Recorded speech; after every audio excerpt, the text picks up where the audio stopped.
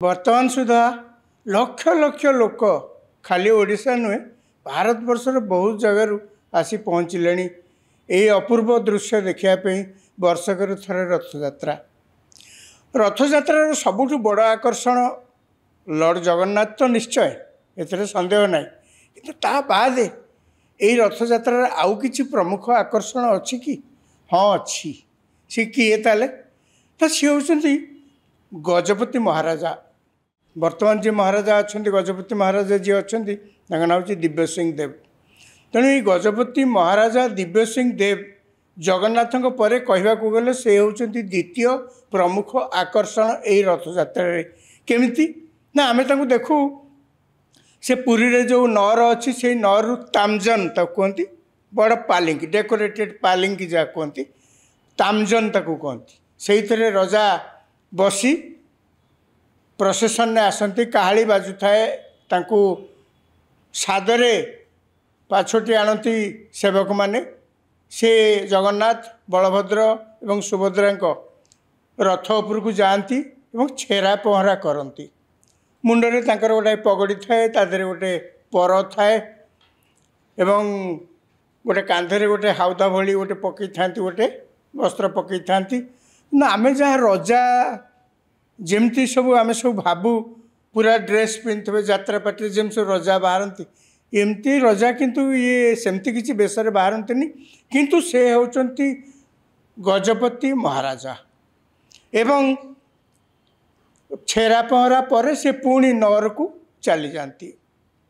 କଥା ହେଉଛି ଗଜପତି ଇଏ ଗୋଟେ ଟାଇଟଲ, ତାଙ୍କ ନାଁ ତ ଯାହା ମୁଁ କହିଲି, ଇଏ ଗୋଟେ ଟାଇଟଲ। ଏ ରାଜା କିଏ ବା ଏ ମହାରାଜା କିଏ? ପୁରୁଣା ଯୁଗରେ ଅନେକ କଥା ତାଙ୍କ ବାବଦରେ ଲେଖା ହେଇଛି, ଇତିହାସରେ ଅନେକ କଥା ଲେଖା ହେଇଛି। ଏବେକାର ପିଢ଼ିର ଅନେକ ଲୋକ ସେ କିଏ ବୋଲିକିରି ଜାଣିନଥିବେ। ଯେମିତି ଆମେ ଯାଉଛେ ଜଗନ୍ନାଥ ମନ୍ଦିରକୁ, ଯାଉଛେ ଜଗନ୍ନାଥଙ୍କୁ ଦେଖୁଛେ, ପୂଜା କରୁଛେ, ଆସୁଛେ, ରଥଯାତ୍ରା ଯାଉଛେ, ଆସୁଛେ, କିନ୍ତୁ ଏ ରଥଯାତ୍ରା କେବେଠୁ ଆରମ୍ଭ ହୋଇଥିଲା, ଏ ଜଗନ୍ନାଥ ମନ୍ଦିର କିଏ କରିଥିଲେ, ଆମେ କ'ଣ ସମସ୍ତେ ସବୁ କଥା ଜାଣିଥାଉ? ତା ବି ନୁହେଁ। ସେମିତି ଗଜପତି କିଏ? ଗଜପତି ପୁଣି ମହାରାଜା କ'ଣ ଥିଲେ ସିଏ? ଯଦି ଟିକେ ଏ ପିଢ଼ିର ସମସ୍ତେ ଟିକେ ଯଦି ନିରୀକ୍ଷେଇକି ଚେଷ୍ଟା କରିବେ ଜାଣିବା ପାଇଁ, ତାହେଲେ ଆପଣ ଜାଣିପାରିବେ ଏ ଗଜପତି ହେଉଛନ୍ତି ସାରା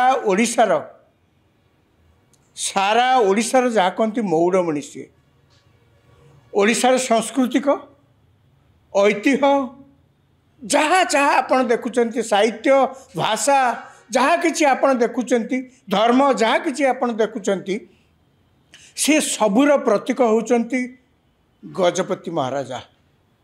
ଇଏ ଗଜପତି ମହାରାଜା ବଂଶାନୁକ୍ରମେ ଏ ଟାଇଟଲ ଗଡ଼ି ଆସୁଛି। ଯିଏ ରାଜା ହେବେ ସିଏ ଗଜପତି ଟାଇଟଲ ତାଙ୍କର ରହିବ। ଏ ଗଜପତି ଟାଇଟଲ କେବେଠୁ ଆରମ୍ଭ ହୋଇଛି?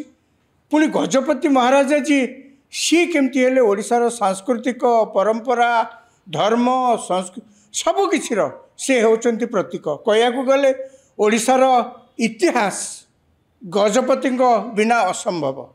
ଓଡ଼ିଶାର ଇତିହାସ ଜଗନ୍ନାଥଙ୍କ ବିନା ଅସମ୍ଭବ, ଚିନ୍ତା ବି କରିହେବନି। ଏବଂ ଓଡ଼ିଶାର ଇତିହାସ କହିଲେ ଗଜପତି ଏବଂ ଜଗନ୍ନାଥଙ୍କ ମଧ୍ୟରେ ଯେଉଁ ଅପୂର୍ବ ସମ୍ପର୍କ, ଇଏ କେବଳ ବର୍ଷ ବର୍ଷ ଧରିକିରି ନୁହେଁ, ଏ ସମ୍ପର୍କ ପୁରୁଷାନୁକ୍ରମେ ଶହ ଶହ ବର୍ଷ ଧରିକିରି ଏ ସମ୍ପର୍କ ଗଢ଼ି ଆସିଛି।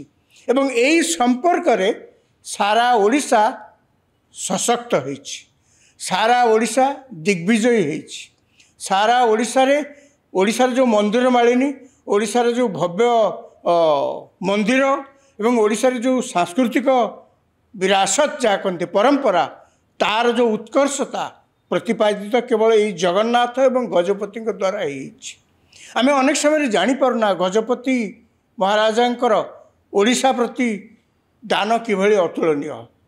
ସେଇଥିପାଇଁ ତାଙ୍କୁ କୁହାଯାଏ ଇଏ ହେଉଛନ୍ତି ଚଳନ୍ତି ବିଷ୍ଣୁ। ଗଜପତିଙ୍କୁ ଏମିତି ସାଧାରଣ ରଜା ବୋଲିକିରି କେହି ଧରନ୍ତିନି। ଗଜପତିଙ୍କର ଆଜି ରାଜତ୍ୱ ନାହିଁ, ଏକଥା ସତ। ଗଜପତିଙ୍କର ଆଜି ରାଜ୍ୟ ନାହିଁ, ଏକଥା ସତ।